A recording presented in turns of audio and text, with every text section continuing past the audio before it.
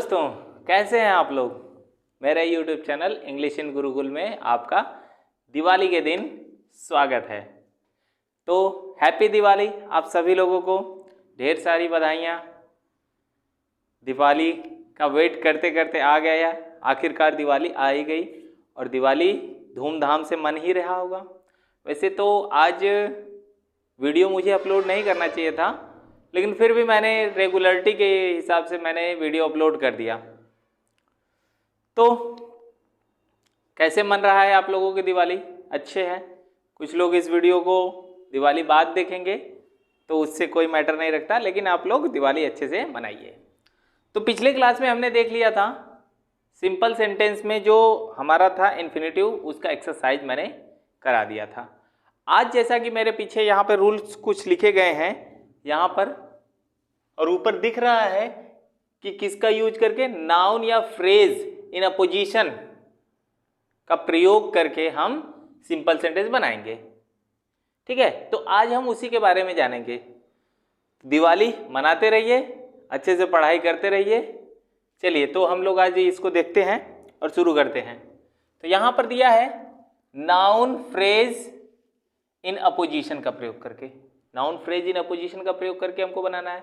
तो नाउन तो हम समझते हैं, फ्रेज समझते हैं, अपोजिशन क्या होता है। नाउन क्या होता है? किसी व्यक्ति, वस्तु, स्थान या गुण के नाम को संज्ञा कहते हैं, यानी नाउन कहते हैं। ये हो गया। या फिर सीधी बात हम ये कह सकते हैं, noun is a naming word. यानी नाउन क्या है? एक नेमिंग वर्ड है जिससे हम किसी भी चीज का नाम देते हैं। ठीक, हम ऐसा कह सकते हैं हिंदी में अगर बात करें, नाउन क्या है? एक नाम है। जिस भी किसी चीज का कोई नाम है वो नाउन है।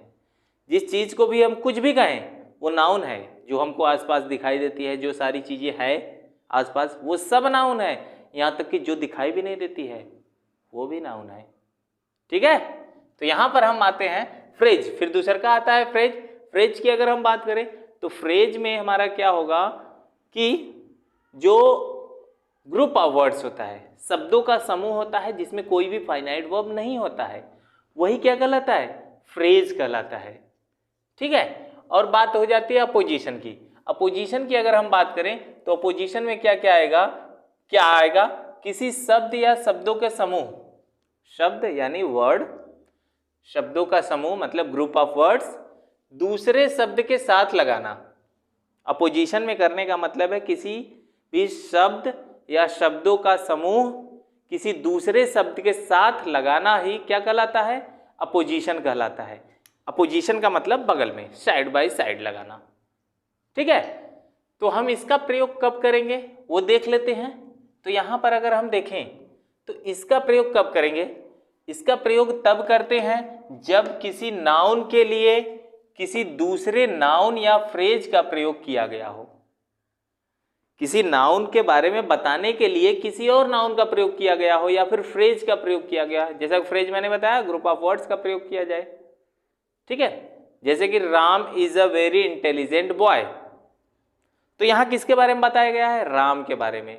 तो राम के बारे में क्या कहा गया है? एक फ्रेज बोला गया है, अ वेरी इंटेलिजेंट बॉय। ये किसको बोला गया है? राम को। तो इसको हम बनाएंगे तो हम क्या करेंगे? राम के पास लेकर आएंगे। ठीक है, इसका प्रयोग करते हैं। जैसे देखेंगे, Suresh is a teacher, he is an honest man. यहाँ पे किसके बारे में बात हो रही है? किसी एक पर्सन के बारे में ही बात होता है। तो एक पर्सन के बारे में बात होता है, तो यहाँ पर अगर हम देखें तो किसके बारे में? सुरेश के बारे में बात हो रही है। सुरेश को क्या क्या कहा गया है? सुरेश को बोला गया है कि वह क्या है? टीचर है, और क्या है? एन ऑनेस्ट मैन है, एक ईमानदार आदमी है। ठीक है, यानी सुरेश के बारे में दो बातें बोली गई हैं। एक तो टीचर बोला गया है और एक ऑनेस्ट मैन बोला गया है। ठीक, तो यहां पर हम यहां पर हम नाउन फ्रेज इन अपोजिशन का प्रयोग कर सकते हैं। अब वो करेंगे कैसे, आइए देख लेते हैं। यहां पर है, दोनों वाक्यों को जोड़ते समय, ये दोनों सेंटेंस है, ये दोनों सेंटेंसेस को जोड़ते समय क्या करेंगे? जो नाउन फ्रेज, जो नाउन या फ्रेज जिस नाउन के लिए आया है, ये जो नाउन और ये क्या है? एक फ्रेज है जिस नाउन के लिए, यानी इस वाले नाउन के लिए आया है। कोई नाउन दूसरे नाउन के लिए आएगा ना, जैसे ये टीचर किसके लिए आया है? सुरेश के लिए। तो सुरेश के लिए आया है ये नाउन, और सुरेश के लिए क्या आया है, एन ऑनेस्ट मैन। तो यहाँ बोला गया है दोनों वाक्यों को जोड़ते समय जो नाउन या फ्रेज जिस नाउन के लिए यूज किए जाते हैं, तो इसके लिए ये दोनों यूज किए गए हैं, उन्हें उस नाउन यानी सुरेश उस नाउन के बगल में 2 कॉमास के बीच में लिख देते हैं। अब ध्यान देना, जब हम ऐसा करते हैं 2 कॉमा के बीच में, उसके बगल में यानी सुरेश के बगल में लिखना है, किसको, टीचर को या फिर एन ऑनेस्ट मैन को। तो हम यहाँ पे ऐसा करेंगे, जब 2 बातें बोली गई होती हैं तो किसी एक ही बात को सुरेश के पास लाते हैं, दोनों बातों को नहीं लाएंगे। अगर दोनों को ला देंगे तो हमारा वर्ब गायब हो जाएगा और बिना वर्ब का कोई सेंटेंस होता ही नहीं है। तो अगर हम इसको करें, सॉल्व करें, तो सुरेश को क्या बोला गया है, सुरेश को बोला गया है क्या, सुरेश तो है ये है। अब सुरेश को बोला गया है अ टीचर या फिर एन ऑनेस्ट मैन। तो हम क्या करें, यहाँ पे बोला है मैंने कि उसके बगल में, नाउन के बगल में यानी सुरेश के बगल में 2 कॉमास के बीच में लिख देते हैं। तो पहले तो एक कॉमा लगाएं तब ना, दूसरे का कॉमा उसके बाद लगाएंगे। क्या सुरेश क्या है, अ टीचर, अ टीचर, फिर यहां पे लगाएंगे कॉमा, ठीक। अब उसके बाद यहां पर वर्ब के साथ लेकर बाकी पूरा लिख देते हैं। तो क्या हो जाएगा, इज एन ऑनेस्ट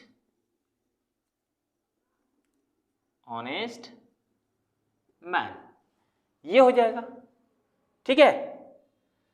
तो सुरेश के बारे में टीचर बोला गया था ना, लेकिन क्या ऐसा हो सकता है कि एन ऑनेस्ट मैन सुरेश के बगल में आ जाए? जब ये आ सकता है इसके बारे में बता के, तो ये भी तो आ सकता है। हाँ बिल्कुल आ सकता है, क्यों नहीं आ सकता, उसको भी देख लेते हैं वो कैसे बनेगा। हम क्या करेंगे, यहाँ सुरेश के बगल में क्या करेंगे, यहाँ पर और लिख देते हैं, या तो ऐसे बनेगा या तो ये ऐसे बनेगा, सुरेश कॉमा क्या बोला गया है, और टीचर वाला तो बना लिया हमने। अब ये बात बोली गई है एन ऑनेस्ट मैन, तो क्या हो जाएगा, एन ऑनेस्ट, क्या हो रहा है, ऑनेस्ट मैन, ठीक है, ये बोला गया। अब यहां पे लगाएंगे कामा, क्योंकि यहां पे मैंने लिखा है ना 2 कॉमास के बीच में लिख देते हैं, तो 2 कॉमा हो गया और इसके बीच में लिखा गया है फ्रेज को। अब आगे कहां शुरू करेंगे, वर्ब से, ये यहां से शुरू होगा, जहां से हम अपोजिशन के लिए वह जो नाउन या फ्रेज को उठाएंगे उसके वर्ब को हम हटा देते हैं। जैसे यहां से हमने उठाया था तो इसके वर्ब को गायब कर दिया था, यहां से लिखना स्टार्ट किया था। यहां से हमने उठाया तो इसके वर्ब को गायब कर दिया, यहां से लिखना स्टार्ट किया। समझ आ रही बात, वही है। तो यहां क्या हो जाएगा, इज अ टीचर, ठीक, समझ में आई बात। तो इसको स्क्रीनशॉट ले लो। इसके आगे हम लोग 1-2 और एग्जांपल देख लेते हैं, ठीक है, स्क्रीनशॉट ले लो। तो हम लोग देख लेते हैं यहां पर 2 क्वेश्चन मैंने लिखा है, Ravi was the best boy in the class, he was the monitor. तो यहां पे किसके बारे में बात की गई है, तो जिसके बारे में बात की जाती है वही होता है क्या, उसी के उस सेंटेंस का हीरो होता है, और उसी हीरो के अगर आजू बाजू लोग घूमते फिरते रहते हैं। तो अब देखते हैं रवि के बारे में बात की गई है, रवि को क्या क्या बोला गया है देख लेते हैं। तो यहां पर अगर हम देखें रवि के बारे में क्या क्या बोला गया है, रवि को बोला गया है best boy in the class, यानी क्लास का सबसे अच्छा लड़का ना। तो रवि को बोला गया है सबसे अच्छा लड़का। और क्या बोला गया है रवि को, दूसरे सेंटेंस में देखते हैं, ही वॉज द मॉनिटर, क्या है रवि, मॉनिटर है, ठीक। अब यहां पर बातें हैं, तो रवि के पास किसको लेके आए, the best boy in the class को लेकर आए कि द मॉनिटर को लेके आए। तो यहां पर एक अच्छी बात यह है कि आपके इच्छा अनुसार यहां पे करना होगा, जैसे आपकी इच्छा रहेगी वैसे आप कर सकते हैं। आप चाहे तो द मॉनिटर को लेकर आ सकते हैं, लेकिन जिसको लेकर आएंगे उसके उस वाले सेंटेंस का जो वर्ब होगा हट जाएगा, ठीक। और यहां पर क्या है, अगर ये वाला लेकर आएंगे तो ये वाला वर्ब हटेगा। तो किसको लाएं, तो मैं मॉनिटर को लाता हूं, ठीक है। इसको भी ला सकते हैं, कोई बात नहीं, दोनों सेम होगा आंसर।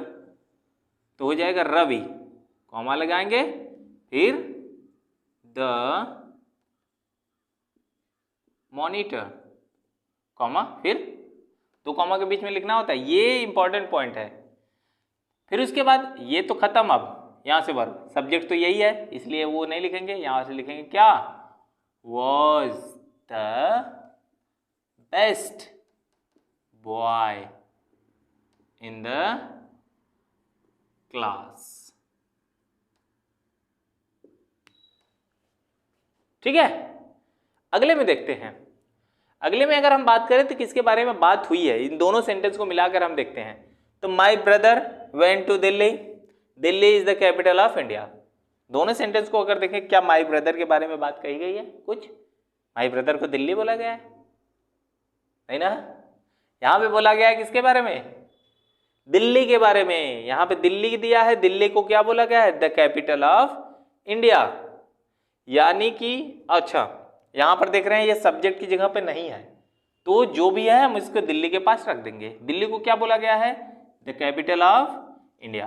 तो यहां पर हो जाएगा क्या, माई ब्रदर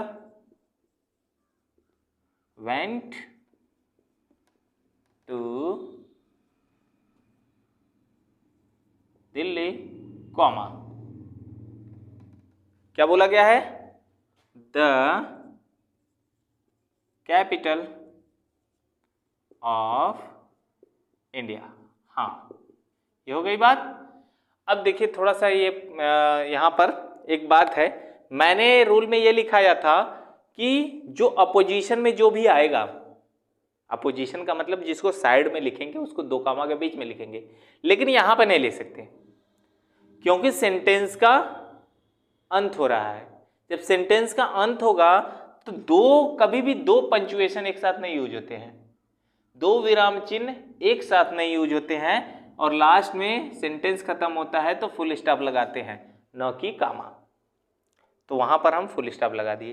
तो ये हमारा सेंटेंस हो गया, और अपोजिशन का जो रूल था जितना भी था ये हो गया। आप देख लीजिए, इसका स्क्रीनशॉट ले लीजिए। फिर इसके बाद अगले क्लास में क्या मैं कोशिश करूंगा कि आज ही इसके एक्सरसाइज का भी वीडियो डाल दूं, क्योंकि आज दिवाली है, दिवाली में कुछ तो अलग होना चाहिए।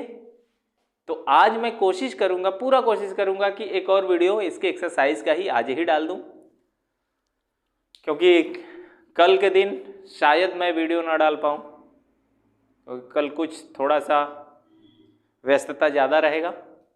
और हमारे साइड यहाँ पर मेला भी लगता है दीपावली के बाद, और 2 दिन का मेला लगता है, लोग वहाँ पे जाते हैं, कभी कभार हम भी चले जाते हैं, नहीं अब तो नहीं जाते हैं।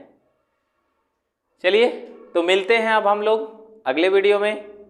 दिवाली अच्छे से मनाइएगा। एक बार फिर से हैप्पी दिवाली आप सभी लोगों को, wish you a very very happy Diwali. Thank you, मिलते हैं अगले वीडियो में, नमस्कार।